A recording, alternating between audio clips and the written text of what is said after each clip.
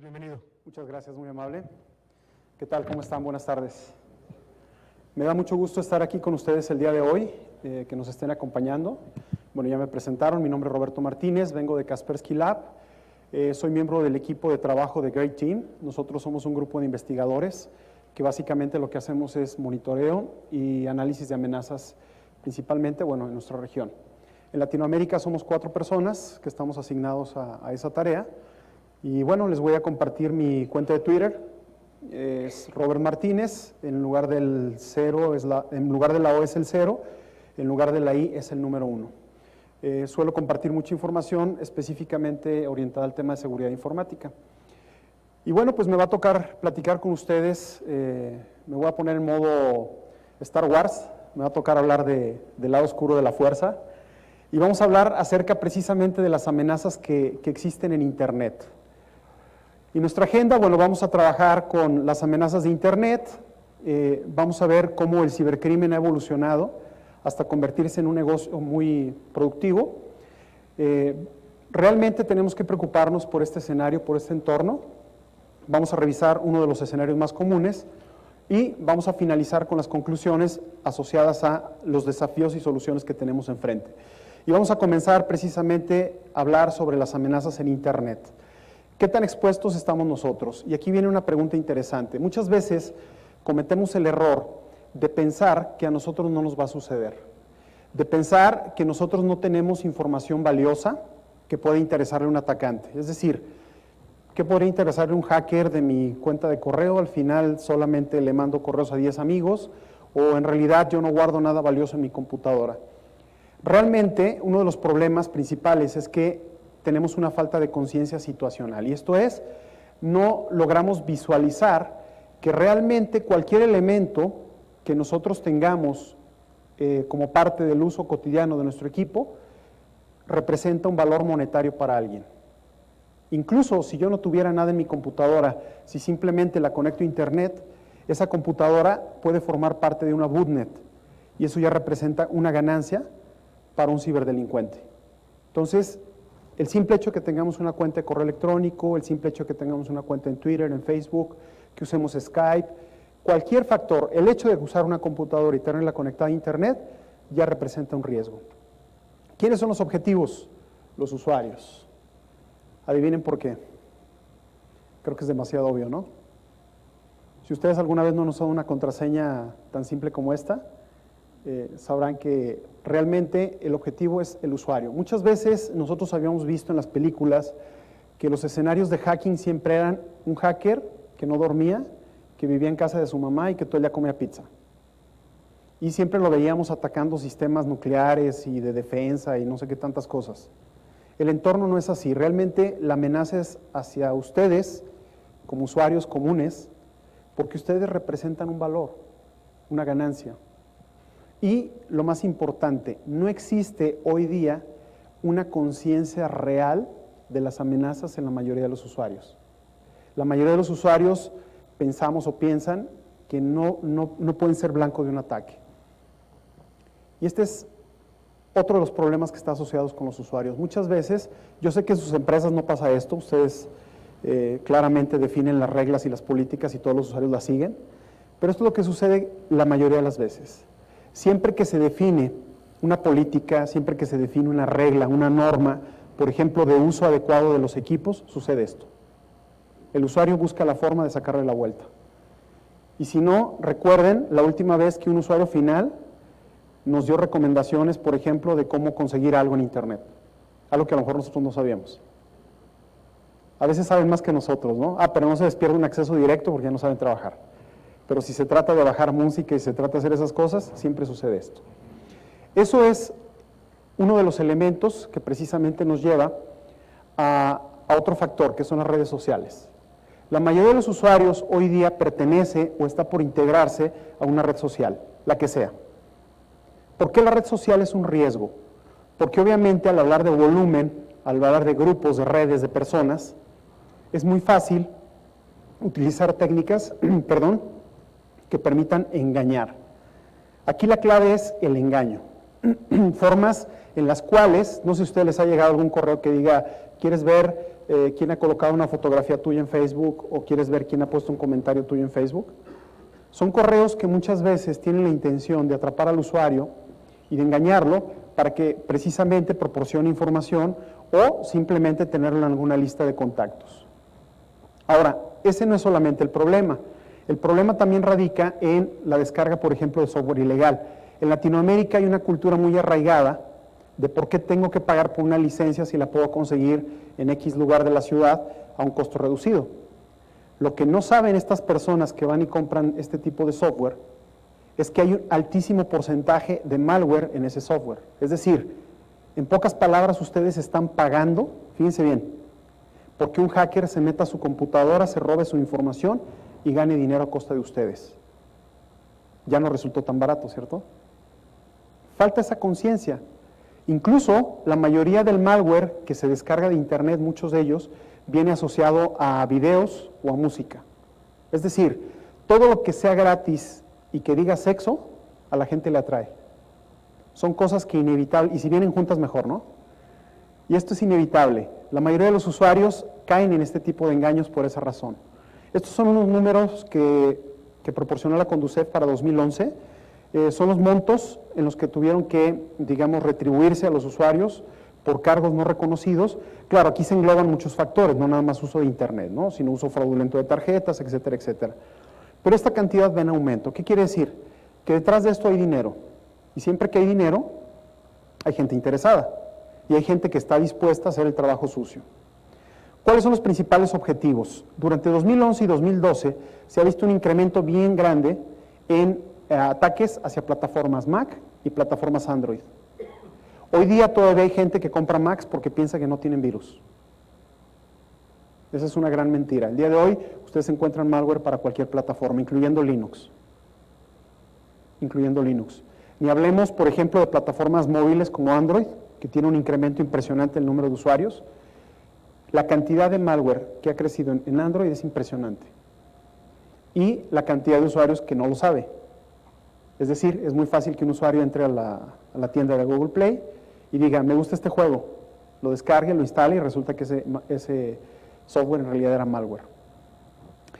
En el caso de Mac, no sé si ustedes recuerdan hace unos meses, FlashFake o Flashback, fue una amenaza específicamente orientada a esa plataforma. Lo que hacía era que los usuarios que eran infectados, cada vez que hacían una búsqueda en Google, eran redireccionados a anunciantes o gente que pagaba. Es decir, te guiaban hacia ese lugar y ellos recibían una comisión por cada clic que tú dabas. Esa era la manera como ellos obtenían la ganancia, ¿sí? En el caso de los dispositivos móviles estamos hablando de un crecimiento, estas cifras son de hace unos meses, 600%, es una cifra impresionante. Incluso aquí hay un dato, solo en diciembre de 2011 Kaspersky descubrió más malware nuevo que durante 6 años, para que se den una idea cómo está creciendo el atractivo de este tipo de plataformas. Lo más común que nosotros vemos es que vamos, compramos el teléfono, trae Android precargado o viene con Android, y damos de alta nuestra cuenta y empezamos a cargar software. No le instalamos ninguna herramienta de seguridad, antivirus, y no verificamos la autenticidad o el prestigio del que publica o del que está desarrollando esa aplicación. Incluso se ha encontrado software auténtico que simplemente se le agrega el malware para pasar más desapercibido. O sea, al final sí funciona el software. El tema es lo que está haciendo detrás sin que tú te des cuenta. Y bueno, detrás de esto pues hay dinero, entonces pues si hay dinero hay negocio, y si hay negocio pues mucha gente lo hace, ¿sí? Esto se ha convertido en una gran industria y ya no es solo hacer virus por diversión. Antes la preocupación más grande de la gente de sistemas era que entrara virus a la empresa. ¿Por qué? Porque los equipos probablemente dejarían de funcionar y era tiempo productivo que se perdía. Hoy debe ser la menor de sus preocupaciones, porque ya no solamente el objetivo del malware es pasar desapercibido. ¿Qué quiere decir? Que la mayoría de las veces su objetivo no es el sabotaje, sino que su objetivo es el robo de información y el poder penetrar lo más profundo a la red. ¿Cuál es la razón por la cual a alguien le interesaría esto? Bueno, si nos vamos a los delitos informáticos a nivel mundial o escala mundial, se estima que 12.5 billones de dólares se generaron el año pasado, según un estudio de una firma de seguridad rusa. Hubo 430 millones de afectados a nivel mundial. ¿Y qué creen? Los países que más producen ataques o desde donde más se producen ataques son India, China o Brasil. Y otro factor muy importante, las motivaciones. ¿Qué motiva a un atacante o qué motiva a un grupo de personas a realizar este tipo de software? Bueno, la mayoría de las veces tiene que ver con aspectos económicos. Y aquí tenemos diferentes formas en que los ciberdelincuentes atacan. Si se fijan, la mayoría de las veces son de alto perfil y tienen que ver con los fraudes de banco en línea y con spam. Ustedes dirían, bueno, pero ¿de dónde sale el dinero del spam? Bueno, número uno, ¿sabían que hay gente que sí compra de los correos de spam? Hay gente que compra. Los Rolex, las pastillitas azules que venden ahí, los medicamentos, hay gente que compra.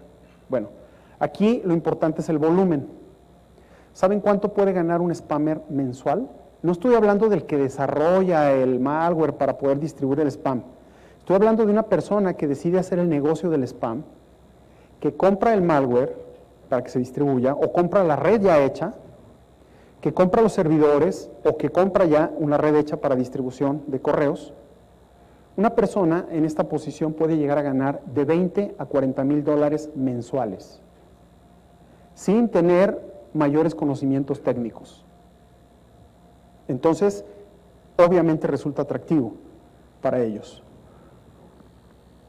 El mercado del crimeware, si hablamos de números, se estima que el 80% del malware está creado específicamente para robo de información financiera. 80%. Es una cifra bastante alta. Es decir, realmente hoy día ya cambió toda la estructura, toda la cara del software malicioso, lo que eran antes los virus. El día de hoy, el malware está diseñado para robo de información. Y así es como funciona el ecosistema. Es decir, no es un negocio en donde tres amigos con antecedentes de hacker se juntan y dicen que quieren hacer dinero. Si se fijan, hay toda una economía subterránea alrededor de esto, que es impresionante la forma como están organizados. En pocas palabras, es todo un mercado. Si analizamos, hay mucha gente involucrada aquí, ¿no? Está la red de distribución, está la forma de infección. En realidad, todos ganan, desde el que desarrolla el malware. Muchas veces los grupos, en este caso la mayoría de Europa del Este, contratan jóvenes desarrolladores. ¿Están de acuerdo que aquí no importa el país? Puede ser de cualquier país, puede ser desde su casa, para que desarrollen piezas de malware. Les pagan cantidades importantes de dinero al grado de que vivan bien. O sea, esta gente gana bien y vive bien. Una vez que se desarrolla el malware, hay que distribuirlo de alguna manera. ¿Cuáles creen que son las formas favoritas? Correo electrónico, sitios gratuitos, descarga de música ilegal, software ilegal que se vende en ciertos mercados, en ciertos lugares, ¿no? Imagínense, si yo como hacker, o un hacker, por ejemplo, hace una ingeniería inversa del software y tiene la capacidad, por ejemplo, de bloquear la activación, la falta de activación del producto, pues obviamente va a ser fácil que le meta código. Esto implica que lo va a poder regalar.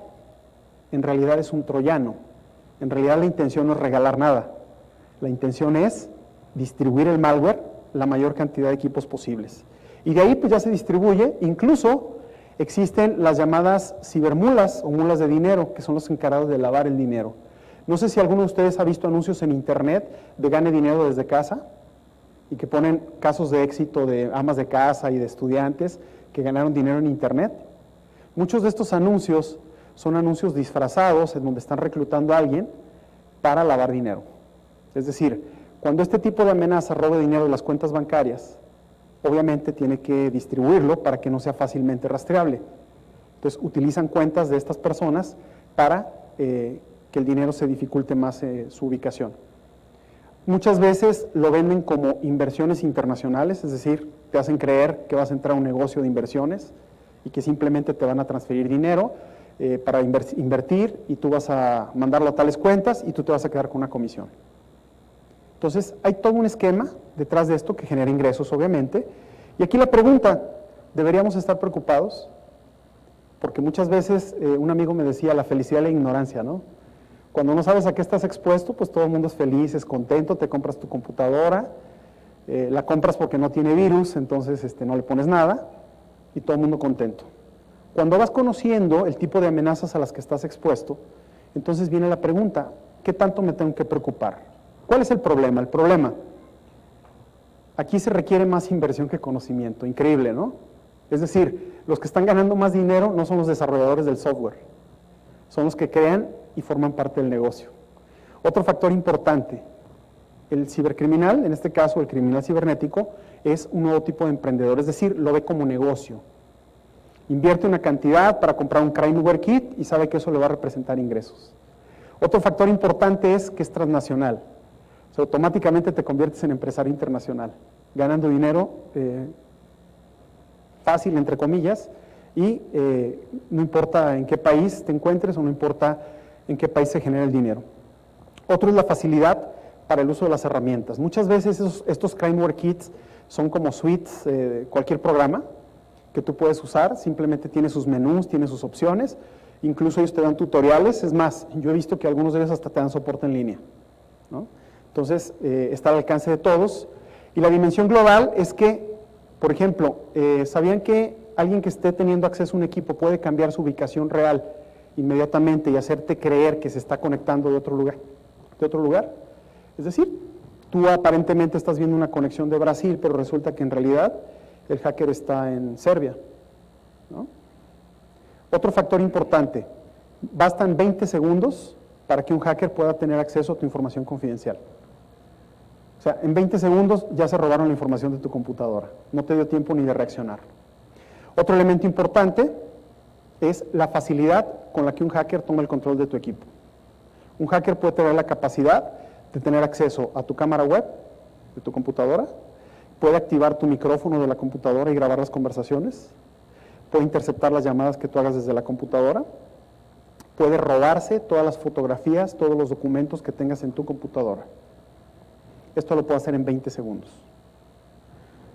La capacidad entonces es importante. ¿Y cuáles son los impactos? Bueno, hemos visto en los últimos meses y en los últimos años un crecimiento importante en los ataques que le llamamos de alto perfil. ¿Por qué de alto perfil? Porque van hacia empresas que tienen seguridades robustas, pero que por factores, fíjense, esto es bien importante, por factores tan simples como el hecho de que un empleado haya abierto un archivo anexo, implica que por esa computadora se metió el hacker y tuvo acceso a toda la red. Fíjense qué importante. Yo puedo invertir cualquier cantidad de dinero en seguridad, en infraestructura, pero si un usuario abre un anexo, aun cuando en la política se le haya dicho que no habrá anexos desconocidos o dudosos, es suficiente para que un equipo permita el acceso de los hackers a toda la red y tenga acceso a todos los servidores, equipo del presidente, del director general, y se robe toda la información. Pérdidas, por ejemplo, el último ataque RCA, 66 millones de dólares por un archivo anexo de un empleado. Esa es la dimensión del problema. Un malware se puede introducir en un PDF, se puede embeder en un PDF, en un archivo de Excel o en un archivo de PowerPoint. Es decir, es suficiente con que un empleado curioso diga, ah, mira, me está llegando una presentación muy bonita y tiene contenido muy interesante, y se lo voy a compartir a todos mis amigos, es suficiente con que lo abra para que la red quede comprometida. Cuando hablamos de crimeware, por ejemplo, hay herramientas, no sé si habían escuchado hablar de Zeus o SpyEye, son herramientas de crimeware kit, se les llama crimeware kit porque es un software especial para hacer delitos informáticos. Entonces, hablando de cifras relacionadas con este par de amenazas, se estima que abarcó el 44% del malware que tiene que ver con banking, afectó a 3.6 millones de equipos en Estados Unidos, ojo, clientes de 960 bancos, y yo creo que esta cifra es la más importante, 90% de las empresas que están en la lista de Fortune. Estoy hablando de las empresas más importantes del mundo. Es decir, las empresas más grandes y más importantes del mundo, el 90%, de alguna u otra manera, fueron afectadas por este tipo de crimeware. Es decir, sufrieron robos de información financiera e información bancaria. Adivinen quién está ahí en la lista de los países más afectados por Zeus. La nada honrosa medalla de plata. ¿Okay? La nada honrosa medalla de plata. 15% de equipos infectados a nivel internacional. ¿Esto qué nos dice? Esto nos habla mucho de los hábitos de los mexicanos en el uso responsable de la tecnología. ¿Y qué creen? Digo, también hay producto nacional. Este es un crimeware hecho en México, diseñado en México específicamente, y afecta a bancos de toda la región. Ustedes pueden encontrar Botnet hasta por $500, de $500 para arriba, ¿sí? Porque es software que se compra, obviamente. En los bajos mundos es donde se negocia, ¿no? En ciertos foros tú puedes adquirir este tipo de herramientas. Y bueno, el enemigo está también en casa. ¿Alguien le llegó este correo del SAT? ¿No? ¿Qué creen? Traía malware. Era un correo donde supuestamente había habido problemas de saturación en las pasadas elecciones por el tráfico que se había generado y te pedía que accesaras porque aparentemente tu situación fiscal pues, no estaba del todo bien, o aparentemente pudiera no estar del todo bien. Fíjense lo importante, bastaba con que ustedes le dieran clic a la herramienta y automáticamente este correo iba directamente orientado a afectar usuarios de Santander, Banco Santander. Si ustedes le daban clic, automáticamente el malware envenenaba las entradas de su archivo host y cada vez que ustedes teclearan alguna dirección de Banco Santander, eran redirigidos a sitios de hackers, donde obviamente había una página perfectamente clonada de Santander y ustedes pensaban que estaban entrando a su banco, ¿no? Tenemos aquí que los países donde más ataques hay asociados a web es México y Brasil, principalmente, y este es un malware que afectó a la región. De hecho, en este primer semestre fue el que más afectó a la región, a bancos de México y la región de Venezuela, Colombia y, bueno, algunos países del entorno. En el caso de México, México está en el tercer lugar de infecciones en línea en Norteamérica y está en sexto lugar a nivel de infecciones locales, o sea, relacionadas con malware orientado a USBs, es decir, no por entrar a Internet, sino por utilizar algún medio local. Y en tercer lugar, por actividades hechas en línea. Y esto es bien interesante. Es el porcentaje de malware detectado por nuestra herramienta en los diferentes estados de la República. Puse los 10 primeros solamente. Es entendible que el DF es el primer lugar, ¿cierto? Por el volumen de habitantes. Pero lo que sí sorprende es el segundo lugar, ¿cierto? ¿Esto qué significa? Significa que los números no necesariamente tienen que ver con el número de personas con acceso a computadoras, sino tiene que ver con los hábitos del número de personas que usan esas computadoras. Este dato es sorprendente porque, bueno, cualquiera pensaría que Jalisco quedaría en segundo lugar, pero más aún, vean la diferencia de porcentajes. La diferencia de porcentajes es altísima, es muy alta, entre el segundo y el tercer lugar, ¿no? Entonces eso nos da una idea del tipo de entorno. ¿Cuál es el escenario común? Les voy a mostrar un demo de qué pasa si yo abro un correo que llega visualizar soluciones integrales. Sí. Muy bien. Bueno, pues quiero agradecerles por haberme acompañado el día de hoy. No sé si tengamos tiempo para alguna pregunta o si quieren posteriormente en el stand, me pueden consultar sin problema. Estos son mis datos, mi correo electrónico, mi cuenta de Twitter y bueno, las cuentas de Twitter de Kaspersky Latino y Kaspersky Lab México, donde igual van a ustedes a encontrar suficiente información al respecto. Roberto, muchísimas gracias. Qué interesante plática. Te agradecemos mucho que hayas compartido esta información con nosotros y sin duda, bueno, pues habrá que pasar a tu stand a hacerte varias preguntas. Claro que sí. Gracias.